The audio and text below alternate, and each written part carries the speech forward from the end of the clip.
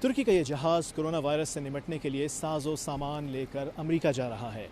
سامان میں 5 لاکھ ماسک، 4,000 حفاظتی لباس، 2,000 لیٹر ڈس انفیکٹنٹس اور دیگر اشیاء شامل ہیں، اور یہ ترکی کے ہی تیار کردہ ہیں۔ ترک صدر رجب طیب ایردوان کا کہنا ہے کہ اب تک ترکی 55 ممالک امدادی سامان بھیج چکا ہے۔ اس فہرست میں برطانیہ، اٹلی، اسپین اور چین جیسے ممالک بھی شامل ہیں۔ اب سے 20 سال قبل ترکی میں شاید اس طرح کا معاملہ تصور کرنا مشکل تھا، لیکن ترکی نے اپنے حالات تبدیل کر دکھائے۔ دوسری جنگ عظیم میں بعض ممالک مکمل طور پر تباہ و برباد ہو گئے تھے، مگر جلد ہی وہ اٹھ کھڑے ہوئے۔ کیا وجہ ہے کہ بعض ممالک اپنے حالات تبدیل کر لیتے ہیں اور بعض کچھ نہیں کر پاتے؟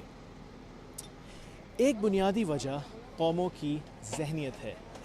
بعض قومیں تو یہ ماننے کو تیار ہی نہیں کہ مادی ترقی کے نقطہ نظر سے وہ غلط راستے پر ہیں۔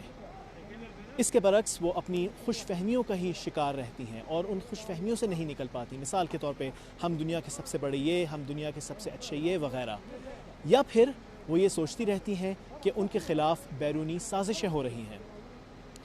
بعض اوقات قومیں یہ مانتی ہیں کہ تبدیلی درکار ہے، مگر وہ سمجھتی ہیں کہ ان کے ملک میں مسائل کی وجہ محض اشرافیہ سے تعلق رکھنے والے مٹھی بھر چور ڈاکو ہیں۔ عوام کے کردار یا کردار کے فقدان پر غور نہیں کیا جاتا۔ کامیاب معاشرے کیسے تشکیل پاتے ہیں اور افراد کا کیا کردار لازم ہے، اس پر ذرا غور و فکر کی ضرورت ہے۔